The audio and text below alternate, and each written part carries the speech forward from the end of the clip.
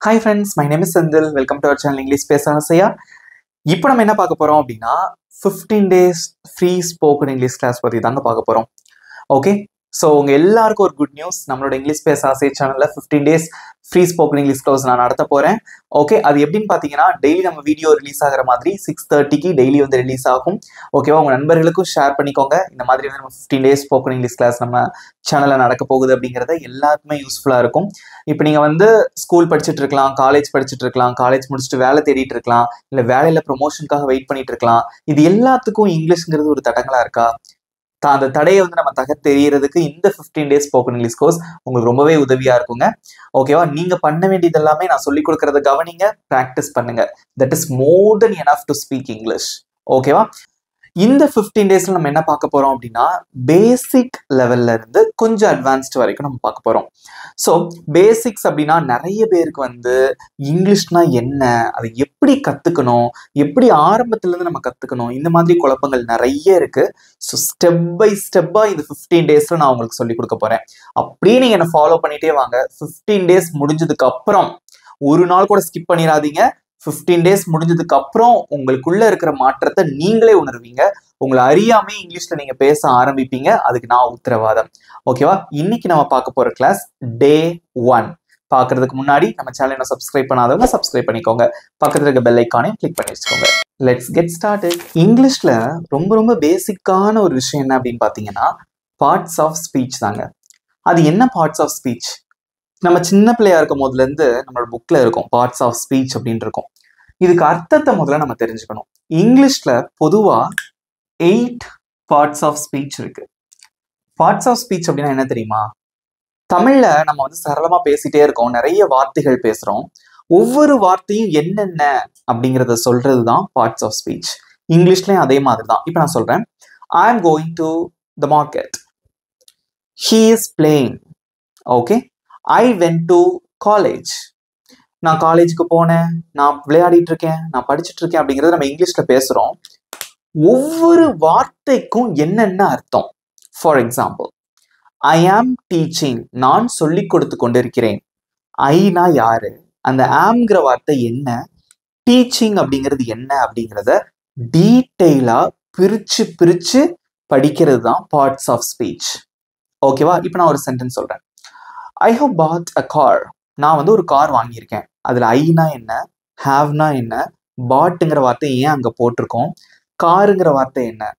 இன்னொரு example, she is very beautiful, அவள் மிகவும் அழகாக இருக்கிறாள். ஷீங்கிற வார்த்தை என்ன, இஸ்ங்கிறது ஏன் அங்க போட்டிருக்கோம், வெரி அப்படின்னா என்னது, ஓகே, பியூட்டிஃபுல் அப்படிங்கிற வார்த்தை என்ன அப்படிங்கிறத பிரிச்சு பிரிச்சு நம்ம படிக்கிறது தான் பார்ட்ஸ் ஆஃப் ஸ்பீச். இங்கிலீஷ்ல ஒரு அடித்தளமே இந்த பார்ட்ஸ் ஆஃப் ஸ்பீச் தாங்க. எப்படி வீடு கட்டும் போது நமக்கு அந்த பேஸ்மெண்ட் எவ்வளோ இம்பார்ட்டன்ட்டோ அந்த அளவுக்கு இம்பார்ட்டன்ட் இந்த பார்ட்ஸ் ஆஃப் ஸ்பீச். இது தெரியல அப்படின்னா நமக்கு வந்து ஒரு பேஸ்மெண்ட்டே இருக்காது, அடித்தளமே இருக்காது. நிறைய பேருக்கு வந்து குழப்பம், இஸ்னா என்ன, ஆம்னா என்ன, ஹாவ்னா என்ன, ஹாஸ்னா என்ன, ஐனா என்ன, ஓகே, பியூட்டிஃபுல்னா என்ன, ஆல்வேஸ்ங்கிற வார்த்தை என்ன, இப்படி நிறைய வார்த்தைகளை பத்தி நிறைய சந்தேகங்கள் இருக்கும். இது எல்லாத்துக்குமான ஒரே சொல்யூஷன் இங்கிலீஷ்ல பார்ட்ஸ் ஆஃப் ஸ்பீச் தான். இப்போ என்ன பண்ண போறோம் அப்படின்னா அது டீட்டெயிலா நம்ம வந்து இந்த கிளாஸ்ல நான் உங்களுக்கு சொல்லி கொடுக்க போறேன். ஓகேவா, ரொம்ப சிம்பிளா இருக்க போது. இதான் Day 1ல நம்ம ஒரு பேஸ்மெண்ட் போட்டுடலாமா? ரெடியா இருக்கீங்களா? ஓகே, இந்த பார்ட்ஸ் ஆஃப் ஸ்பீச்ல மொத்தம் 8 வெரைட்டி இருக்குங்க. ஓகேவா, அது என்னென்ன அப்படிங்கிறத நான் எழுதி வச்சிருக்கேன். முடிஞ்சா ஒரு நோட்டு போட்டு எழுத கூட செய்யுங்க. இந்த 15 days எல்லாமே எழுதிட்டே வாங்க, அதுவும் உங்களுக்கு ரொம்பவே யூஸ்ஃபுல்லா இருக்கும். ஓகே, ஃபர்ஸ்ட் வந்து என்னன்னா noun, pronoun, verb, adjective, adverb, preposition, conjunction, interjection. திரும்ப நம்ம ரீட் பண்ணலாம், அதுக்கப்புறம் ஒன் பை ஒன்னா சொல்லித்தரேன். noun, pronoun, verb, adjective, adverb, preposition, conjunction and interjection. டீட்டெயிலா பார்க்கலாம். ஃபர்ஸ்ட் நம்ம சொல்லிக் கொடுக்க போறது என்ன அப்படின்னு பாத்தீங்கன்னா noun. Let's see. noun, இங்கிலீஷ்ல நவுன்னு ஒரு பேர் வச்சிருக்காங்க ஒரு இதுக்கு, அது என்னன்னு பார்க்கலாம். தமிழ்ல வந்து நவுன்னா பெயர் சொல் அப்படின்னு சொல்லுவாங்க. ஓகேவா, நேம். எதெல்லாம் நவுன் அப்படின்னு சொல்லலாம்னா, நவுன்ங்கிறது ஒரு பர்சன், ஒரு ஆளோட பேரா இருக்கலாம். For example Senthil, Seetha. Okay, பிளேஸோட பேரா இருக்கலாம். பிளேஸ்னா இடங்கள், Chennai, school, college, university. Okay, இந்த மாதிரி பிளேஸோட பேரா இருக்கலாம். திங், திங்னா பொருட்கள், நம்ம சாப்பிட்ற பொருட்கள் எல்லாமே தான். ஃபார் எக்ஸாம்பிள் மார்க்கர், இது ஒரு நவுன். சாப்பிட்றது apple, mango, car, bike. Okay, so bus, இது மாதிரிலாம் திங்ஸ்ல வரும். ஐடியா, ஐடியா அப்படிங்கிறது நம்ம கொடுக்கக்கூடிய ஐடியா. ஸோ மோஸ்ட்லி இது நம்ம பயன்படுத்த மாட்டோம். Okay, so first person, place or thing, இந்த மூணை மட்டும் நல்லா ஞாபகம் வச்சுக்கோங்க. ஓகேவா? எக்ஸாம்பிள் பார்க்கலாமா? இங்க பாருங்க, கேட். கேட்டுங்கிறது ஒரு நவுன்ங்க. ஏன்னா கேட் அப்படிங்கிறது ஒரு அனிமல். ஓகே, ஸோ அனிமல் அப்படிங்கிறது அது ஒரு திங், ஒரு பொருட்கள் கேட்டகரியில தான் வரும்.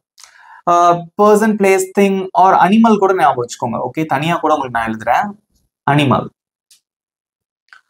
ஸ்கூல், ஸ்கூலுங்கிறது ஒரு இடத்தை குறிக்குது இல்லையா, அது ஒரு பிளேஸ், பிளேஸ் கேட்டகரியில வரும். சென்னை, சென்னை அப்படிங்கிறது ஒரு பிளேஸ், அது ஒரு இடம். நெக்ஸ்ட் கார், காருங்கிறது ஒரு பொருள், திங். புக், புக் அப்படிங்கிறது ஒரு பொருள். ஸோ இது எல்லாமே வந்து எக்ஸாம்பிள், நவுனுக்கு உதாரணம். அப்ப நவுன்னா என்னது? அது ஒரு பர்சன், ஒரு ஆளை குறிக்கிறதா இருக்கலாம். பர்சன்னா யாரானாலும் இருக்கலாம், லைக் டீச்சர், டாக்டர், அதெல்லாமே வந்து ஒரு ஆளை குறிக்கக்கூடிய பெயர்கள். என்ஜினியர், ஓகே, ஆர்டிஸ்ட், இதெல்லாமே வந்து ஒரு ஆட்களை குறிக்கக்கூடிய பெயர்கள். இதெல்லாமே பர்சன் லிஸ்ட்ல தான் வரும். அது மட்டும் இல்லாம நேம், என்னோட பேரு, உங்களோட பேரு, இது எல்லாமே நவுன்கிற கேட்டகரியில தான் வரும். ஓகேவா? ஸோ இப்போ என்ன பண்ண போறோம் அப்படின்னா, இங்க நான் வந்து 3 சென்டென்சஸ் எழுதி போட்டிருக்கேன். இதுல நவுன் என்னென்ன அப்படிங்கறத நம்ம அண்டர்லைன் பண்ண போறோம். நீங்க உங்களோட கமெண்ட்ல இந்த 3 சென்டென்சஸ்ல எது நவுன் அப்படிங்கறத நீங்க சொல்லணும். ரெடியா இருக்கீங்களா? எல்லாரும் ஆன்சர் பண்ணுங்க பார்க்கலாம். First sentence, I read a book. இது வந்து ஒரு sentence. I read a book, நான் புத்தகம் வாசிக்கிறேன், புத்தகம் படிக்கிறேன். இதுல எதுங்க நவுன்? ஐங்கிறது நவுனா? இல்ல. ரீட் அப்படிங்கிறது நவுனா? இல்ல. புக், புக் அப்படிங்கிறது ஒரு பொருள், திங். ஓகே, ஸோ இது ஒரு noun. Book is a noun. Next, the dog barked loudly. Dog வந்து barkனா குரைத்தது, loudlyனா சத்தமா. ஓகே, இதுல எது நவுன்? டாக் அப்படிங்கிறது ஒரு அனிமல். ஸோ டாக் அப்படிங்கிறது இந்த இடத்துல ஒரு நவுன். வெரி குட், நீங்க சூப்பர் ஆன்சர் பண்ணிட்டு வரீங்க. ஈஸியா இருக்கா? Next, she ate an apple. she ate an apple. she அப்படிங்கிறது நவுன் கிடையாது, ate அப்படிங்கிறது நவுன் கிடையாது, but apple is a noun. That's it. So book, dog and apple. So இது எல்லாமே வந்து நவுன்ஸ்க்கு எக்ஸாம்பிள்ஸ்.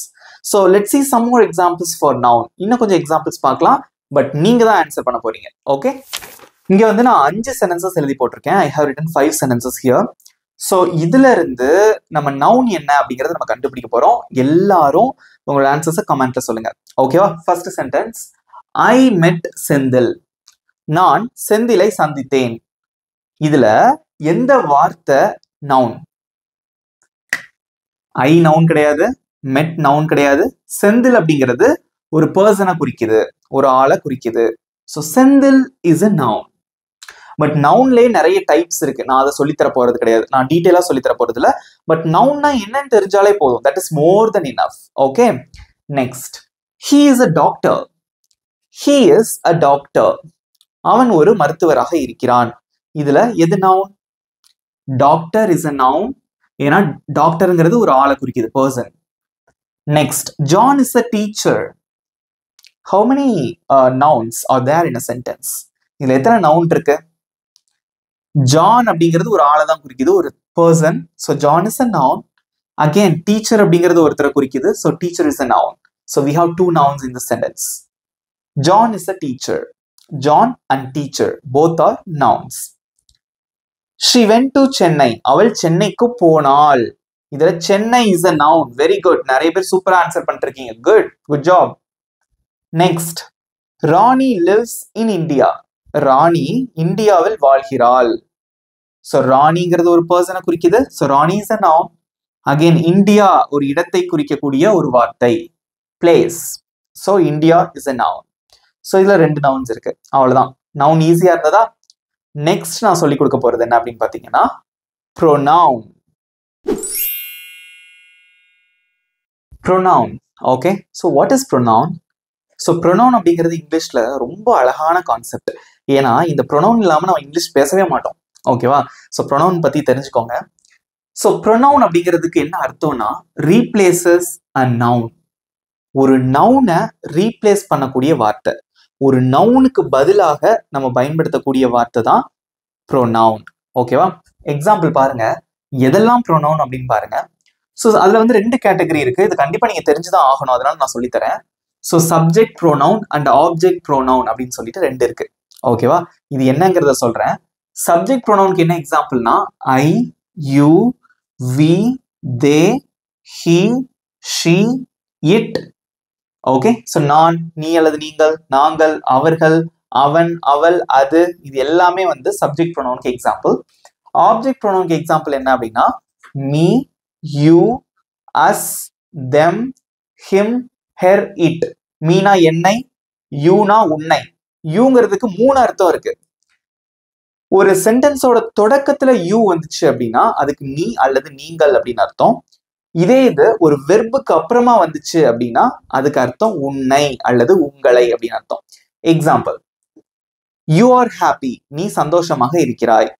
இதே இது ஐ லைக் யூ, எனக்கு ஒன்ன பிடிக்கும். ஸோ லைக்கு அப்புறமா யூ வருது பாத்தீங்களா, அப்போ அதுக்கு அர்த்தம் உன்னை அப்படின்னு அர்த்தம். அஸ் அப்படின்னா எங்களை அப்படின்னு அர்த்தம், தெம்னா அவர்களை, ஹிம்னா அவனை, ஹெர்னா அவளை, இட்டுனா அதை. இதை எப்படி நம்ம ப்ரோனவுன் அப்படின்னு சொல்றோம் அப்படிங்கிறத நம்ம இப்போ பார்க்க போறோம். எக்ஸாம்பிள் பாருங்க, Senthil is a teacher. Senthil is a teacher. So Senthil அப்படிங்கிறது ஒரு பேரு. ஓகேவா? அது ஒரு பெயர். அது மட்டும் இல்லாம அது ஒரு ஆணை குறிக்கக்கூடிய ஒரு பெயர் இல்லையா? இந்த நவுனை வந்து ரீப்ளேஸ் பண்ற வார்த்தை தான் ப்ரோனவுன். இப்போ செந்தில் அப்படிங்கிறது ஒரு பேரு, அது வந்து ஒரு நவுன். அதை ரீப்ளேஸ் பண்ற வார்த்தை தான் நான் என்ன சொன்னேன், ப்ரோனவுன் அப்படின்னு சொன்னேன். ஒரு சென்டென்ஸோட தொடக்கத்துல என்ன வரணும், subject pronoun.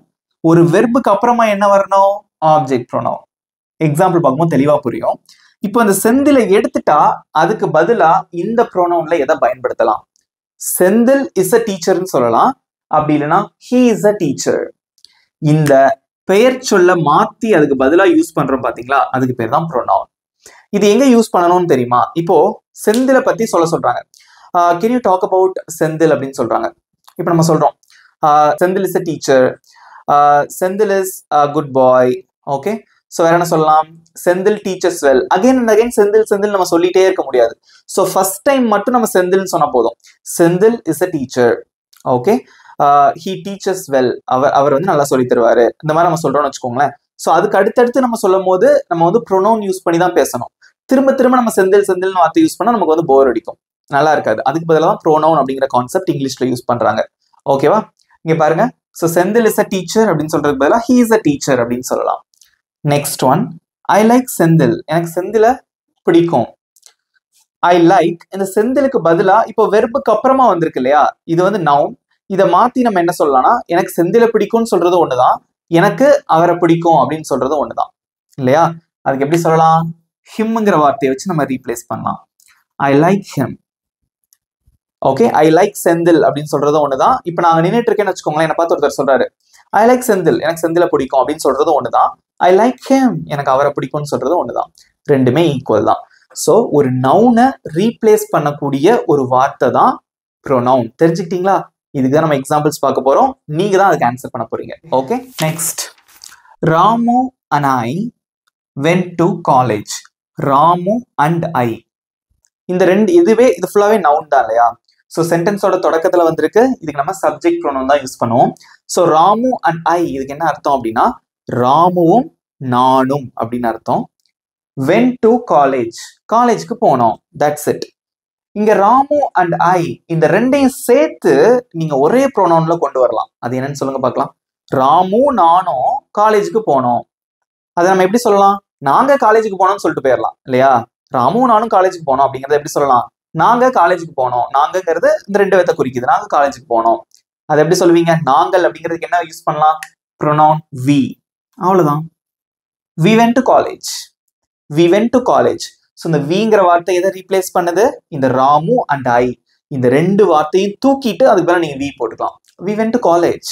Next, Rani and Sita are friends. ராணியும் சீதாவும் நண்பர்களாக இருக்கிறார்கள். இதை நம்ம சேர்த்து எப்படி சொல்லலாம்? ராணி அண்ட் சீதாவை சேர்த்து நீங்க ஒரு ப்ரொனவுன் யூஸ் பண்ணணும். அப்ப என்ன யூஸ் பண்ணுவீங்க? Very good. நிறைய பேர் கமெண்ட்ல சூப்பர் ஆன்சர் பண்ணிருக்கீங்க. அவர்கள் நண்பர்களாக இருக்கிறார்கள். அவங்க. Okay, so Rani and Sita நண்பர்களாக இருக்கிறார்கள். எப்படி சொல்லலாம்? அவங்க ஃப்ரெண்ட்ஸா இருக்காங்க. So they are friends. Next, John is studying. John படித்துக் கொண்டிருக்கிறான். இதுல இந்த ஜான்ங்கிற நவுனை ரீப்ளேஸ் பண்ணா என்ன வரும்? he is studying. அவன் படித்துக் கொண்டிருக்கிறான். ஈஸியா இருக்கா? Next, I call John. So இங்க வந்து நவுன் வந்து வெர்புக்கு அப்புறமா வந்திருக்கு. அப்ப நம்ம வந்து ஆப்ஜெக்ட் ப்ரோனவுன் யூஸ் பண்ணணும். I called John. அதை எப்படி சொல்லுவீங்க? நான் ஜானுக்கு கால் பண்ணேன் அப்படின்னு சொல்லலாம். இந்த ஜானுங்கிற வார்த்தையை ரீப்ளேஸ் பண்ண என்ன போடுவீங்க? இதுல என்ன போடலாம்? நான் அவனுக்கு கால் பண்ணேன், அவ்வளவுதான். ஸோ அவனுக்குனா him. I called him. Next, I met Ramu and Senthil. நான் ராமுவையும் செந்திலையும் மீட் பண்ணேன். இதை சேர்த்து எப்படி சொல்லலாம்? நான் அவங்கள மீட் பண்ணேன், அவ்வளவுதான். அவர்களைனா them. I met them. Next, I like my dog. எனக்கு என்னோட டாக் வந்து ரொம்ப பிடிக்கும். இந்த டாக்ங்கிற வார்த்தை எதை வச்சு ரீப்ளேஸ் பண்ணலாம்? எனக்கு அதை பிடிக்கும். It. I like it. I like it. எனக்கு டாக் பிடிக்கும். இதே I like chocolate. I like chocolates அப்படின்னு வச்சுக்கோங்களேன். ஸோ சாக்லேட்ஸ்ங்கிற வார்த்தை நம்ம இட்டை வச்சு ரீப்ளேஸ் பண்ணலாம். I like it அப்படின்னு சொல்லலாம், அவ்வளவுதான். ஸோ நம்ம வெர்புக்கு அப்புறமா யூஸ் பண்ணக்கூடியது ஆப்ஜெக்ட் ப்ரொனவுனா தான் இருக்கும். ஈஸியா இருக்கா? ஸோ ப்ரொனவுன்னா என்னன்னு தெரிஞ்சுக்கிட்டீங்களா? ஒரு நவுனை ரீப்ளேஸ் பண்ணக்கூடிய வார்த்தை, அவ்வளவுதான். நெக்ஸ்ட் நம்ம என்ன பார்க்க போறோம் அப்படின்னா வெர்பு. Next verb. இது எல்லாத்துக்குமே தெரிஞ்சிருக்கும். ஸோ வெர்பு அப்படின்னா நம்ம செய்யப்படக்கூடிய செயல். நம்ம ஒரு வேலையை எந்த வேலையை செஞ்சாலும் அது வெர்பு தான். ஓகேவா? ஸோ எக்ஸாம்பிள் பார்க்கும்போது உங்களுக்கு தெளிவா புரியும். அதுக்கு முன்னாடி அதுக்கு ஒரு புக்ல இருக்கக்கூடிய டெஃபினிஷன் இதான். And action. ஆக்ஷன் அப்படின்னா நம்ம செய்யக்கூடிய செயல்கள். Or state of being. State of being அப்படின்னா தமிழ்ல என்ன சொல்லுவாங்கன்னா இருக்கும் நிலை அப்படின்னு சொல்லுவாங்க. இருக்கும் நிலை. இதை குறிக்கிறதும் வந்து வெர்பு தான். ஃபர்ஸ்ட் நான் ஆக்ஷன் இதுக்கு எக்ஸாம்பிள் சொல்லிட்டு அதுக்கப்புறம் அந்த ஸ்டேட் ஆஃப் பீயிங்னா என்ன அப்படிங்கறத சொல்றேன். ஃபர்ஸ்ட் இங்க பாருங்க, I go to school. இதுல எது verb? அண்டர்லைன் பண்ணுங்க பார்க்கலாம். I go to school. இதுல எது verb? நம்ம செய்யக்கூடிய செயல் தான் வெர்பு. பொதுவா ஒரு வெர்புங்கிறது ஒரு சப்ஜெக்ட்டுக்கு அப்புறமா தான் வரும், அதான் வெர்பு. ஓகேவா? சோ இதுல எது verb? Very good. go is a verb. ஏன்னா go அப்படிங்கிறது ஒரு ஆக்ஷன், நம்ம போறது. Next, they play cricket. அவர்கள் கிரிக்கெட் விளையாடுகிறார்கள். இதுல எது வெர்பு? அவங்க செய்யற செயல் என்னது? விளையாடுறது. So play is a verb. Next, she sings. அவள் பாடுகிறாள். இதுல எது verb? Sings is a verb. Next, I called him yesterday. நான் அவனுக்கு கால் பண்ணேன். இதுல எது verb? Called is a verb. Past form of verb. அவ்வளவுதான். ஸோ நம்ம செய்யக்கூடிய செயல்கள் எல்லாமே verb தான். ஏகப்பட்ட செயல் இருக்கு. நான் சொல்லிக் கொடுக்கறது teach, நீங்க கவனிக்கிறது listen, இந்த மாதிரி எல்லாமே வந்து verb தான். நெக்ஸ்ட், ஸ்டேட் ஆஃப் பீயிங் அப்படின்னா என்னன்னு சொல்லித்தரேன். ஸ்டேட் ஆஃப் பீயிங் அப்படின்னு என்ன அர்த்தம்னா இருக்கக்கூடிய நிலையை சொல்றதுதான் ஸ்டேட் ஆஃப் பீயிங். இதுக்கு இன்னொன்னு சொல்லுவாங்க இங்கிலீஷ்ல ஸ்டேட் வெர்ப் அப்படின்னு சொல்லுவாங்க. ஓகே, ஸ்டேட் வெர்ப் அப்படின்னு சொல்லுவாங்க. ஸோ ஸ்டேட் வெர்ப் அப்படிங்கிறது என்னன்னா நம்ம இருக்கக்கூடிய நிலைமையை சொல்றது. நம்ம என்னவா இருக்கோம், நம்ம எப்படி இருக்கோம் அப்படிங்கிற சொல்றதுதான் ஸ்டேட் வெர்ப். ஆக்ஷன் வெர்ப்ங்கிறது நம்ம இதுக்கு முன்னாடி பார்த்தோம்ல, அது ஆக்ஷன் வெர்ப். எக்ஸாம்பிள் பாருங்க, I am happy. நான் சந்தோஷமாக இருக்கிறேன். ஸோ என்னோட மைண்ட் செட் எப்படி இருக்கு? சந்தோஷமா இருக்கு. ஸோ இங்க am அப்படிங்கிறது ஒரு ஸ்டேட் வெர்ப். அது ஒரு வெர்ப் தான், ஆனா ஸ்டேட் வெர்ப். நம்ம எப்படி இருக்கோம், என்னவா இருக்கோங்கிறத சொல்றது. Next, he is a student. அவன் ஒரு மாணவனாக இருக்கிறான். இஸ் அப்படிங்கிறது ஸ்டேட் வெர்ப். ஏன்னா அவன் என்னவா இருக்கான் அப்படிங்கிறத சொல்றது. Next, she is a singer. அவள் ஒரு பாடகியாக இருக்கிறாள். இங்க எது ஸ்டேட் வெர்ப், எது வெர்ப் சொல்லுங்க பார்க்கலாம். இஸ் அப்படிங்கிறது verb. Very good. Next, they are sad. அவர்கள் சேடாக இருக்கிறார்கள், துக்கமாக இருக்கிறார்கள். ஸோ அவங்க எப்படி இருக்காங்க அப்படிங்கிற சொல்றதுதான் இந்த ஸ்டேட் வெர்ப். ஆர் ப்ளூரல்ல நம்ம யூஸ் பண்ணுவோம். Next, we are friends. நாங்கள் நண்பர்களாக இருக்கிறோம். ஆர் அப்படிங்கிறது state verb. So state verb அப்படிங்கிறது ஒன்றும் கிடையாது, நம்ம என்ன இருக்கோம், என்னவா இருக்கோம், எப்படி இருக்கோம் அப்படிங்கிறத சொல்றதுதான். இதே மாதிரி பாஸ்ட்லயும் சில ஸ்டேட் வெர்ப்ஸ் யூஸ் பண்ணுவோம், அதையும் தெரிஞ்சுக்கோங்க. வாஸ், வேர், இதெல்லாம் பாஸ்ட்ல யூஸ் பண்ணுவோம். கன்ஃபியூஸ் பண்ணிக்காதீங்க. அந்த ஸ்டேட் ஆஃப் பீயிங், ஸ்டேட் வெர்ப்னா என்னன்னு மட்டும் தெரிஞ்சுக்கோங்க. ஈஸியா இருக்கா? நெக்ஸ்ட் நான் சொல்லி தர போறது அட்ஜெக்டிவ். Next adjective. அட்ஜெக்டிவ் அப்படிங்கிறது ஒண்ணும் இல்லைங்க. ஸோ அட்ஜெக்டிவ் அப்படின்னா என்னன்னா describes or modifies a noun. Describes இந்த வார்த்தை ரொம்ப ரொம்ப முக்கியம். நவுன் இந்த வார்த்தையும் ரொம்ப ரொம்ப முக்கியம். ஒரு நவுனை பத்தி விவரிக்கிறது தான் ஒரு அட்ஜெக்டிவோட வேலை. அந்த நவுன் எப்படி இருக்கு அப்படிங்கறத சொல்றது. எக்ஸாம்பிள் பார்க்கும்போது தெளிவா புரியும். She is a brilliant student. She is a brilliant student. இப்போ ஸ்டூடெண்ட் அப்படிங்கிறது ஒரு சாதாரணமா ஒரு நவுன். ஓகேவா? ஸ்டூடெண்ட் அப்படிங்கிறது என்னன்னா அது ஒரு நவுன். எப்படிப்பட்ட student? Brilliant. Okay, brilliant student. So இதுதான் அட்ஜெக்டிவ். ஸோ ஸ்டூடெண்ட் அப்படிங்கிறது நார்மலா ஒரு நவுன். அது எப்படிப்பட்ட ஸ்டூடெண்டா இருக்கு? சில பேர் நல்லா படிப்பாங்க, சில பேர் படிக்க மாட்டாங்க, அப்படிலாம் இருக்கும் இல்லையா? ஸோ பிரில்லியன்ட் ஸ்டூடெண்ட் அந்த நவுனை பத்தி விவரித்து சொல்லக்கூடிய ஒரு வார்த்தை. ஓகேவா?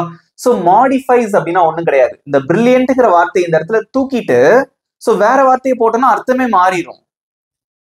ஓகேவா? So she is a brilliant student. So brilliant அப்படிங்கிறது ஒரு adjective. Next, he made a delicious cake. So அவன் வந்து ஒரு கேக் செஞ்சான். அது எப்படி இருந்ததுன்னா so he made a cake. Cake அப்படிங்கிறது ஒரு நவுன். அது எப்படிப்பட்ட கேக்கு?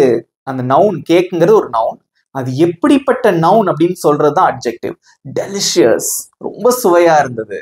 ஓகே, ஸோ டெலிஷியஸ் அப்படிங்கிறது இந்த இடத்துல ஒரு அட்ஜெக்டிவ்.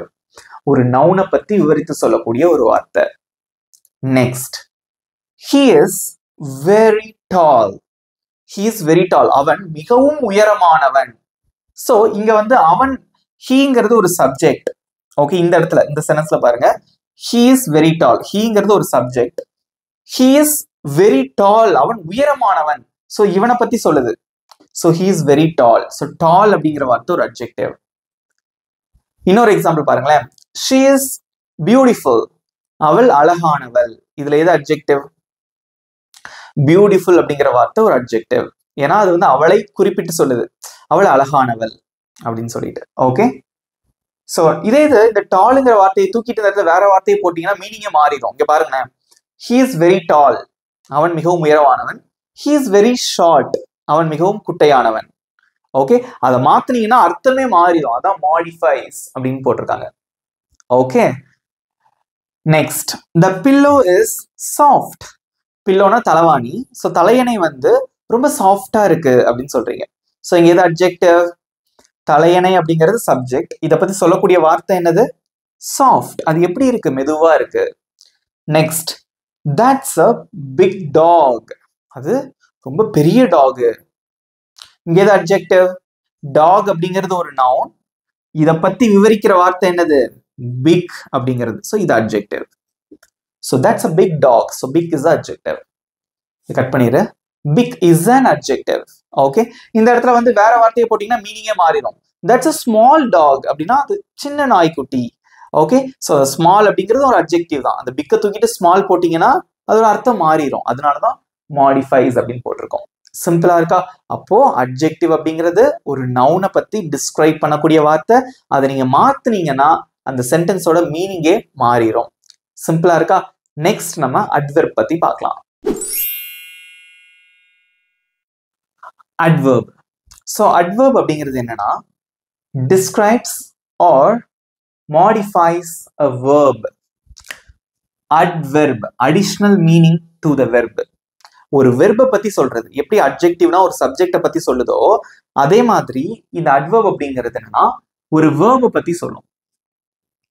ஓகே, எக்ஸாம்பிள் பார்க்கும்போது உங்களுக்கு தெளிவா புரியும். he ran quickly. he ran அப்படின்னா அவன் ஓடினான், அவ்வளவுதான். ஓகே, எப்படி ஓடினான்? ஓடினான் இது வந்து என்னன்னா ஒரு வெர்பு. ஓகேவா? he ran a verb. Next question, அவன் எப்படி ஓடினா?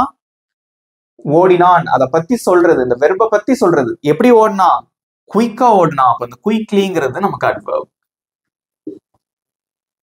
That's it. ஸோ ஒரு வெர்பை பத்தி சொல்றது. he ran fast. அவன் ஃபாஸ்டா ஓடுனா. ஓகே, இதே இது he ran slowly, அவன் ஸ்லோவா ஓடினான். பாத்தீங்களா? அப்போ இந்த வார்த்தையை தூக்கிட்டு மாத்திக்கிட்டே இருந்தோம் அப்படின்னா இந்த வெர்போட மீனிங்கே மாறிடும். அதான் மாடிஃபைஸ். அப்போ அட்வெர்போட வேலை என்ன? ஒரு வெர்பை பத்தி சொல்லக்கூடியது. இந்த அட்வெர்பை கொஞ்சம் மாத்தி போட்டீங்கன்னா சென்டென்ஸோட மீனிங்கே மாறிடும். ஓகேவா? Next, she walked slowly. அவள் நடந்தால், மெதுவாக நடந்தாள். அவள் நடந்தால், எப்படி நடந்தால்? மெதுவாக. ஸ்லோலிங்கிறது ஒரு அட்வெர்ப். கமெண்ட்ல சொல்லுங்க. Next, Ramu plays. ராமு விளையாடுகிறான். எப்படி விளையாடுறான்? நன்றாக. ஸோ வெல் அப்படிங்கிறது இந்த இடத்துல ஒரு அட்வெர்ப். ஏன்னா அது ஒரு வேர்பை பத்தி சொல்லுது. Next, he always smiles. he always smiles. அவன் எப்பவுமே சிரிச்ச முகமா இருப்பான், சிரிச்சிட்டே இருப்பான். இதுல எதுங்க அட்வெர்ப்? he smiles. ஸ்மைல்ங்கிறது வெர்பு. ஓகே, இது verb. இதுல எது அட்வெர்ப்? ஆல்வேஸ். எப்பவுமே அவன் சிரிச்சிட்டு இருப்பான். இதான் இந்த இடத்துல அட்வெர்ப். ஓகே, இது நம்ம இப்படி கூட சொல்லலாம்ல, he never smiles. அவன் எப்பவுமே சிரிக்க மாட்டான். அப்போ நெவர், இந்த ஆல்வேஸ் தூக்கிட்டு நெவர் போட்டாலும் மீனிங்கே மாறிடும். Okay, next, the baby cried. குழந்தை அழுதது. எப்படி அழுதது? எப்படி அழுதுச்சு? லவுட்லி, சத்தமா அழுதுச்சு. ஸோ லவுட்லிங்கிறது ஒரு அட்வெர்ப். ஸோ அட்வெர்ப் அப்படிங்கிறது ஒரு வெர்பை பத்தி சொல்லக்கூடிய ஒரு வார்த்தை. ஓகே, ஈஸியா இருக்கா? சம்டைம்ஸ் ஓகே, இந்த அட்வெர்ப் அப்படிங்கிறது அட்ஜெக்டிவ பத்தியும் சொல்லும். சம்டைம்ஸ் எப்பயாவது வெர்பை பத்தியும் சொல்லும், சம்டைம்ஸ் அட்ஜெக்டிவ பத்தியும் சொல்லும். For example, the coffee is very hot. இப்படி இருக்குன்னு வச்சுக்கோங்க. the coffee is very hot. Coffee மிகவும் சூடாக இருந்தது. இதுல the coffee is hot அப்படிங்கிற வார்த்தை என்னது? எல்லாரும் கமெண்ட்ல சொல்லுங்க. ஹாட்ங்கிற வார்த்தை எதை குறிக்குது? காஃபியை குறிக்குது. காஃபிங்கிறது ஒரு நவுன். அப்போ ஹாட்ங்கிறது என்னது? அட்ஜெக்டிவ். ஓகே, இது கொஞ்சம் நல்லா ஈஸியா புரியும், நல்லா கவனிங்க. the coffee is hot. Coffee சூடா இருந்தது. very hot. காஃபி சூடா இருந்ததுன்னா நம்ம அதோட நிப்பாட்டிடலாம். எப்படி சூடா இருந்தது? வெரி ஹாட், ரொம்ப சூடா இருந்தது. அப்போ இந்த அட்ஜெக்டிவ இன்னும் கொஞ்சம் உயர்த்தி சொல்லுது பாத்தீங்களா? இது ஒரு அட்வெர்ப். இப்படியும் சொல்லலாம். இது ரேரா நம்ம யூஸ் பண்ணுவோம். ஓகே, ஈஸியா இருக்கா? அவ்வளவுதான் அட்வெர்ப். நெக்ஸ்ட் நம்ம ப்ரிபோசிஷன்ஸ் அப்படின்னா என்னன்னு பார்க்கலாம். ப்ரிபோசிஷன் இங்கிலீஷ்ல நம்ம நிறைய பேருக்கு தப்புடக்கூடிய இடம் என்ன அப்படின்னு பாத்தீங்கன்னா ப்ரிபோசிஷன். அதை நான் ஈஸியா சொல்லித்தரேன், புரிஞ்சுக்கோங்க. முதல்ல ப்ரிபோசிஷன் என்னன்னு கத்துக்கிட்டாலே நம்ம அந்த ப்ரிபோசிஷனை கரெக்டா யூஸ் பண்ண ஆரம்பிச்சிடலாம். ஏன்னா ப்ரிபோசிஷன்ஸ் இங்கிலீஷ்ல நிறைய இருக்கு. ஃபர்ஸ்ட் அது என்னங்கிறத சொல்றேன், நீங்க ஃபர்ஸ்ட் கவனிங்க. இட் ஷோஸ்னா இது காண்பிக்கிறது. Relationship between. ரிலேஷன்ஷிப் அப்படின்னா ஒரு ரிலேஷன்ஷிப்னா என்ன? அதுக்கும் இதுக்கும் உள்ள ஒரு ஒற்றுமை, ஒரு உறவு, அதை குறிக்கிறது. Relationship between a noun or a pronoun. நவுனா இருக்கலாம் அல்லது ப்ரொனவுனா இருக்கலாம். அதற்கும் and another word. ஓகே, ஒரு நவுன் இன்னொரு வார்த்தை, நவுன் அப்புறம் இன்னொரு வார்த்தை, இல்ல ப்ரொனவுன் அல்லது இன்னொரு வார்த்தை, நவுன் அல்லது ப்ரொனவுன் இன்னொரு வார்த்தை. ஸோ இந்த ரெண்டுத்துக்கும் இடையே இருக்கக்கூடிய ரிலேஷன்ஷிப்பை குறிக்கிறது. ஓகே, ஒரு நவுன் அல்லது ப்ரோனவுன், அதற்கும் another word, அது இன்னொரு வார்த்தையும் உள்ள அந்த ரிலேஷன்ஷிப்பை குறிக்குது. உங்களுக்கு எக்ஸாம்பிள் பார்க்கும்போது தான் தெளிவா புரியும். இதெல்லாம் புக்ல இருக்கக்கூடிய டெஃபினிஷன். இதை மனப்பாடம் பண்ணி நம்ம எழுதியிருப்போம், படிச்சிருப்போம். பட் எக்ஸாம்பிளோட சொல்லி கொடுக்கும்போது உங்களுக்கு புரிஞ்சிடும். பாருங்க, the book is on the table. the book அப்படிங்கிறது ஒரு நவுன். the table அப்படிங்கிறது இது ஒரு வார்த்தை. மேபி அது நவுனா இருக்கலாம், இல்ல வேற எந்த வார்த்தையானாலும் இருக்கலாம். இந்த ரெண்டுத்துக்கும் என்ன ஒரு ரிலேஷன்ஷிப் இருக்கு? அதை உருவாக்குறது தான் preposition. on is the preposition. So ப்ரிபோசிஷன்ஸ்க்கு எக்ஸாம்பிள்ஸ் பார்த்தீங்கன்னா இது எல்லாமே ப்ரிபோசிஷன்ல வரும். in, on, at, இந்த மூணு ரொம்ப பேசிக்கான ப்ரிபோசிஷன்ஸ். அப்புறம் under, ஓகே, with, by, இந்த மாதிரி நிறைய ப்ரிபோசிஷன்ஸ் இருக்கு, சொல்லிட்டே போலாம். the book is on the table. இந்த புக்குக்கும் இந்த டேபிளுக்கும் உள்ள ரிலேஷன்ஷிப் என்ன அப்படிங்கறத சொல்றதுதான் ப்ரிபோசிஷன். ஃபார் எக்ஸாம்பிள், இப்போ வந்து ஒரு புக் இருக்குன்னு வச்சுக்கோங்க. ஓகே, ஸோ இந்த மாதிரி ஒரு புக் இருக்கு. ஸோ என் கை தான், இதான் டேபிள்னு வச்சுக்கோங்களேன். இந்த புக் வந்து எங்க இருக்கு? டேபிள் மேல இருக்கு. ஸோ ஆன் அப்படிங்கிறது ரிலேஷன்ஷிப்பை உண்டாக்குகிறது. அந்த புக் எங்க இருக்கு அப்படிங்கிற சொல்றது. The book is on the table. இது ஆனை தூக்கிட்டு நான் அண்டர் போடுறேன்னு வச்சுக்கோங்களேன். The book is under the table. டேபிளுக்கு கீழே இருக்கு. புரியுதா?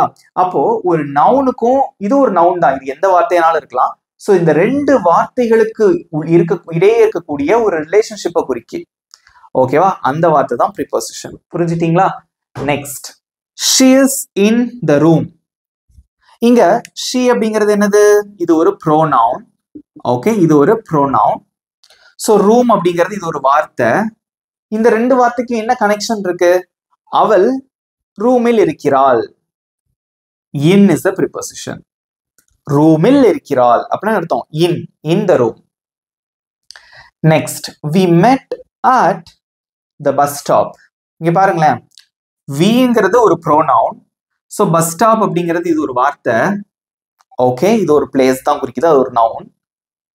ஓகே, இந்த ரெண்டு வார்த்தைகள் இருக்குன்னு வச்சுக்கோங்களேன். இதை சேர்க்கறது இந்த அட்டுங்கிற வார்த்தை தான். கரெக்டா நான் வந்து பஸ் ஸ்டாப்ல மீட் பண்ணோம், நாங்க மீட் பண்ணிக்கிட்டோம். So we met at the bus stop. We met bus ஸ்டாப்னு என்ன அர்த்தம்? நான் பஸ் ஸ்டாப்பை பார்த்தேன்னு அர்த்தம். அது தப்பு. We met at the bus stop. Next, the cat is under the bed. So cat அப்படிங்கிறது ஒரு வார்த்தை, ஒரு நவுன். ஸோ பெட் அப்படிங்கிறது ஒரு நவுன், இது ஒரு வார்த்தை. இந்த ரெண்டு வார்த்தையும் கனெக்ட் பண்றது under. The cat is under the bed. Cat இருந்தது, பெட்டுக்கு அடியில இருந்தது. Next, I went. நான் போனேன். ஐங்கிறது ஒரு ப்ரோனவுன். ஸோ மை ஃப்ரெண்டுங்கிறது ஒரு வார்த்தை. நான் போனேன், யாரு கூட போனேன்? With.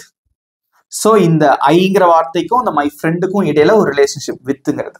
Okay, so I went with my friend. So இந்த மாதிரி வார்த்தைகள் எல்லாமே வந்து ப்ரிபோசிஷன் தான். இதுக்கு தனிப்பட்டு எந்த ஒரு அர்த்தமும் கிடையாது.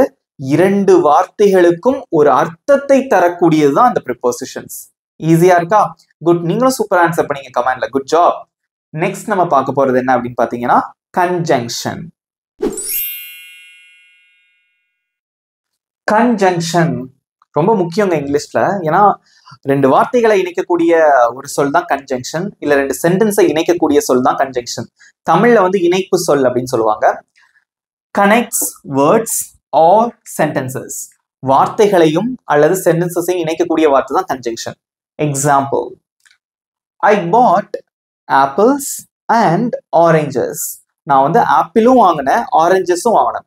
ஆப்பிள் பழங்களையும் வாங்கினேன், ஆரஞ்சு பழங்களையும் வாங்கினேன். ஸோ ஆப்பிள் ஆரஞ்சு ரெண்டுமே தனித்தனி வார்த்தை. இந்த ரெண்டு வார்த்தையை சேர்க்கக்கூடிய வார்த்தை அண்ட் மற்றும்.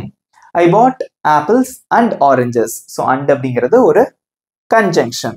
இதுக்கு எக்ஸாம்பிள், பொதுவாக நம்ம வந்து கன்ஜங்ஷன்னாலே ரொம்ப ரொம்ப முக்கியமானது என்னன்னா அண்டுங்கிற வார்த்தை ரொம்ப ரொம்ப முக்கியம், பட்டுங்கிற வார்த்தை ரொம்ப ரொம்ப முக்கியம். ஓகே, ஸோ பிகாஸ் இந்த மாதிரி போயிட்டே இருக்கும், நிறைய இருக்கு. Okay, next one, I wanted to go to school. I wanted to go to school. நான் வந்து ஸ்கூலுக்கு போகணும்னு நினைச்சு விரும்பினேன், இது ஒரு சென்டென்ஸ். இன்னொன்னு, இட் ரெயின்ட். ஆனா மழை பெஞ்சிருச்சு. நான் ஸ்கூலுக்கு போக விரும்பினேன், இட் ரெயின்ட், மழை பெய்தது. ரெண்டுமே தனித்தனி சென்டென்ஸ். இதை இணைக்கக்கூடிய ஒரு வார்த்தை எது? பட். எல்லாரும் அண்டர்லைன் பண்ணிட்டே வாங்க, இல்ல எது கன்ஜங்ஷன் அப்படின்னு. I wanted to go to school, நான் ஸ்கூலுக்கு போக விரும்பினேன். பட் ஆனால் அப்படிங்கிறது ஒரு கன்ஜங்ஷன். ஆனா மழை பெஞ்சது, இட் ரெயின்ட். நெக்ஸ்ட், ஐ ஆம் டயர்ட். நான் சோர்வாக இருந்தேன். ஐ டிடன்ட் ஸ்லீப். நான் தூங்கவில்லை. இந்த ரெண்டு சென்டென்ஸை இணைக்கக்கூடிய வார்த்தை எது? பிகாஸ். ஐ ஆம் டயர்ட், நான் சோர்வாக இருந்தேன். ஏனெனில், பிகாஸ் அப்படின்னா ஏனெனில் நான் தூங்கவில்லை. I didn't sleep. அப்ப இது ஒரு சென்டென்ஸ், இது ஒரு சென்டென்ஸ். இதை இணைக்கக்கூடியது என்னது? கன்ஜங்ஷன். பிகாஸ்ங்கிறது ஒரு conjunction. Next example, she was singing. அவள் பாடிக்கொண்டிருந்தாள். while cooking. சமைத்துக் கொண்டிருக்கும் போது அவள் பாடிக்கொண்டிருந்தாள். ஸோ குக்கிங் அப்படிங்கிறது ஒரு வேர்ட், இது ஒரு சென்டென்ஸ். இது ரெண்டை இணைக்கக்கூடியது என்னது? while. சமைத்துக் கொண்டிருக்கும் போது. Okay, so while is the conjunction. That's it. ஈஸியா இருக்கா? ஸோ கன்ஜங்ஷன் அப்படிங்கிறது இரண்டு வார்த்தைகளையோ இரண்டு வாக்கியங்களையோ இணைக்கக்கூடிய ஒரு சொல் தான். அதை கரெக்டா பயன்படுத்தணும் அப்படின்னா இங்கிலீஷ்ல தாறுமாறா பேசி அசத்தலாம். இப்ப சொல்லுங்க பார்ட்ஸ் ஆஃப் ஸ்பீச் எவ்வளவு இம்பார்ட்டன்ட் அப்படின்னு. ஈஸியா இருக்கா? கடைசியா உங்களுக்கு டெஸ்ட் இருக்கு. இது எல்லாத்தையும் சேர்த்து நம்ம சொல்லி கொடுத்த அந்த 8 இதுவும் படிச்சு முடிச்சதுக்கு அப்புறம் ஒன்னே ஒன்று இருக்கு, இன்டர்ஜெக்ஷன். இதை படிச்சு முடிச்சதுக்கு அப்புறமா உங்களுக்கு டெஸ்ட் இருக்கு. ஓகேவா? ஸோ இந்த வீடியோ உங்களுக்கு பிடிச்சிருந்தா மறக்காம லைக் பண்ணிட்டு வீடியோ பாருங்க. ரைட், நெக்ஸ்ட் நம்ம பார்க்க போறது இன்டர்ஜெக்ஷன். இன்டர்ஜெக்ஷன் இது ரொம்ப ஒரு அழகான ஒரு விஷயம், தெரிஞ்சுக்கோங்க. இன்டர்ஜெக்ஷன் அப்படின்னா உணர்ச்சி வாக்கியம் அப்படின்னு சொல்லுவாங்க. Expresses emotion or sudden feeling. எமோஷனை வெளிப்படுத்தக்கூடிய ஒரு வார்த்தை, அப்படி இல்லைன்னா சடன் ஃபீலிங். ஃபார் எக்ஸாம்பிள், நமக்கு அடிபட்டுச்சுன்னு வச்சுக்கோங்களேன், அச்சச்சோ அப்படின்வோம்ல. அந்த அச்சச்சோ இதுக்கு ஒரு மீனிங்கே கிடையாது. ஆனா நம்மளோட எமோஷன் வலிக்குது, ஃபீலிங்கை வெளிப்படுத்துறோம், அச்சச்சோ. இதே நம்ம ஒரு கேம்ல வின் பண்ணிட்டோம் அப்படின்னா என்ன சொல்லுவோம்? ஹே அப்படின்னு சொல்லுவோம். அந்த ஹே அப்படிங்கிற வார்த்தை ஒரு எமோஷன். ஓகே, அதே மாதிரி உங்க ஃப்ரெண்டை நீங்க வெயிட் பண்ண சொல்றீங்க ஒரு இடத்துல, ஹே வெயிட் ஃபார் மீ அப்படின்னு சொல்றீங்க. அந்த ஹே அப்படிங்கிற வார்த்தை என்னது? ஒரு இன்டர்ஜெக்ஷன். இதுக்கு மீனிங் இல்ல, நம்மளோட எமோஷனை வெளிப்படுத்தக்கூடிய ஒரு வார்த்தை. எக்ஸாம்பிள் பார்க்கும்போது உங்களுக்கு தெளிவா புரியும். வாவ் சூப்பரா இருக்கு அப்படிங்கிறத எப்படி சொல்லுவோம்? வாவ் அப்படின்னு சொல்லுவோம். இதுக்கு ஒரு அர்த்தமே கிடையாது, நம்ம எக்ஸ்பிரஷனை வெளிப்படுத்துறோம் இல்லையா, அதுதான் இன்டர்ஜெக்ஷன். அதே மாதிரி ஹே அப்படிங்கிற வார்த்தை ஒரு interjection. It doesn't have any proper meaning, it shows your emotion or sudden feeling. Okay, example, wow that was amazing, wow that movie was amazing, அது ரொம்ப அமேசிங்கா இருந்தது அந்த படம் அப்படின்னு சொல்லுவோம்ல. வாவ் நம்மளோட எக்ஸ்பிரஷன், நம்மளோட எமோஷனை வெளிப்படுத்தக்கூடிய ஒரு வார்த்தை. இது ஒரு இன்டர்ஜெக்ஷனுக்கு உதாரணம். இதுல எதெல்லாம் இன்டர்ஜெக்ஷன் நீங்க அப்படி ஈஸியா கமெண்ட்ல சொல்லுங்க பார்க்கலாம். சொல்லிட்டே வாங்க. ouch, it hurts, கையில அடிபட்டு இருக்கு. ஓகே, இது எப்படி வாசிக்கணும் அப்படின்னா, ouch. வாசிக்க தேவையில்லை, நம்மளோட எக்ஸ்பிரஷன் அது எப்படினாலும் இருக்கலாம். அப்படின்னு இருக்கலாம், அல்லது ouch அப்படின்னு இருக்கலாம், ஒவ்வொருத்தரை பொறுத்து. இதுக்கு பதிலா இன்னொரு வார்த்தை யூஸ் பண்ணுவாங்க அடிக்கடி. ஃபாரின்லாம் இது ரொம்ப ஃப்ரீக்வெண்டா யூஸ் பண்ணுவாங்க. ஊப்ஸ், ஊப்ஸ் அடிபட்டுச்சுன்னா ஊப்ஸ், அச்சச்சோ அப்படின்னு அர்த்தம். இதுக்கு ouch அப்படின்னா அச்சச்சோன்னு அர்த்தம். ஊப்ஸ் வாட் ஹேப்பன், அச்சச்சோ என்னாச்சு, ஊப்ஸ் வாட் ஹேப்பன், அந்த எக்ஸ்பிரஷன் நம்மளோட சடன் ஃபீலிங். இது ஒரு இன்டர்ஜெக்ஷன். ஓகே, இந்த வார்த்தைகள் எல்லாமே. Oh, I forgot my keys, நான் என்னோட சாவியை மறந்துட்டேன். Oh, I forgot my keys. Oh, இது ஒரு இன்டர்ஜெக்ஷன், நம்மளோட emotion. Next, hey wait for me, hey எனக்காக வெயிட் பண்ணு, hey அந்த வார்த்தை ஒரு இன்டர்ஜெக்ஷன். அடிக்கடி நம்ம சொல்லுவோம் அப்படின்னு சொல்லுவோம் இல்லையா, அது ஒரு இன்டர்ஜெக்ஷன். இப்போ நமக்கு ஒரு கேள்வி கேட்கறாங்க, தெரியலன்னா அப்படின்னு யோசிப்போம். அது எதை வெளிப்படுத்துது? நமக்கு தெரியலங்கிறத வெளிப்படுத்துது. I'm not sure, எனக்கு சரியா தெரியல, is also an interjection. That's it. புரிஞ்சுக்கிட்டீங்களா? இது ஒரு அழகான ஒரு கான்செப்ட் இங்கிலீஷ்ல. இவ்வளவுதாங்க பார்ட்ஸ் ஆஃப் ஸ்பீச். ஈஸியா இருந்ததா? உங்களுக்கு பிடிச்சிருந்ததா? உங்க ஃபீட்பேக்கை மறக்காம கமெண்ட்ல சொல்லிருங்க. இப்போ நம்ம சொல்லி கொடுத்த இந்த பார்ட்ஸ் ஆஃப் ஸ்பீச்ல இருந்து உங்களுக்கு ஒரு test. Are you ready for the test? இப்போ உங்களுக்கான டெஸ்ட். இங்க நான் சென்டென்ஸ் எழுதி போட்டிருக்கேன். அதுல ஒரு பாக்ஸ் பண்ணியிருக்கேன் இல்லையா, இது என்ன அப்படின்னு கண்டுபிடிக்கணும். பார்ட்ஸ் ஆஃப் ஸ்பீச்ல இது நவுனா, வெர்பா, அட்ஜெக்டிவா, அட்வர்பா, இன்டர்ஜெக்ஷன்ஸா அப்படிங்கறத நீங்க தான் கண்டுபிடிக்க போறீங்க. ஓகேவா? ஸோ வித் ஆப்ஷன்ஸோட இருக்கு, ABC. அதே மாதிரி ஒவ்வொரு சென்டென்ஸ்க்குமே ஆப்ஷன்ஸ் இருக்கு. ஸோ இந்த பாக்ஸ்ல உள்ளதெல்லாம் என்னென்ன அப்படிங்கறத நீங்க தான் கண்டுபிடிக்கணும். உங்களுக்கு 20 seconds டைம். அதுக்குள்ள உங்களோட ஆன்சர்ஸ் கமெண்ட்ல சொல்லுங்க. ஸோ முடிச்சதுக்கு அப்புறமா ஆன்சர் சொல்லி முடிச்சதுக்கு அப்புறம் நீங்க எவ்வளவு மார்க்ஸ் எடுத்தீங்க அப்படிங்கறது நீங்க கமெண்ட்ல சொல்லிருக்கணும். ஓகேவா? Your time starts now.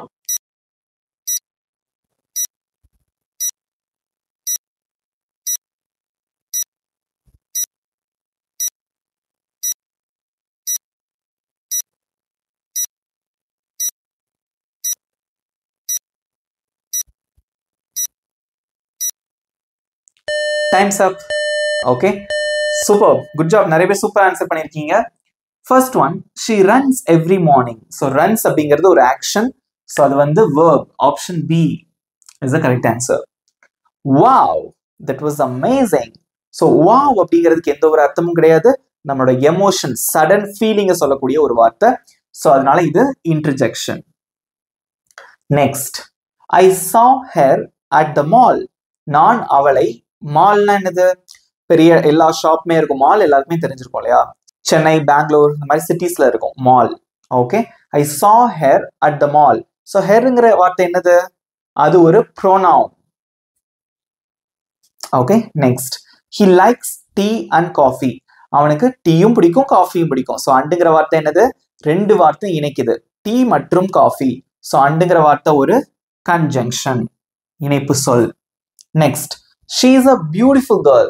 அவள் மிகவும் அழகான ஒரு பொண்ணு. ஸோ she is a girlனா அவள் ஒரு பொண்ணு, she is a beautiful girl. So ஒரு சப்ஜெக்ட், கேர்ளுங்கிறது என்னது, ஒரு நவுன். ஓகே, சப்ஜெக்ட் கூட சொல்லக்கூடாது, நவுன்.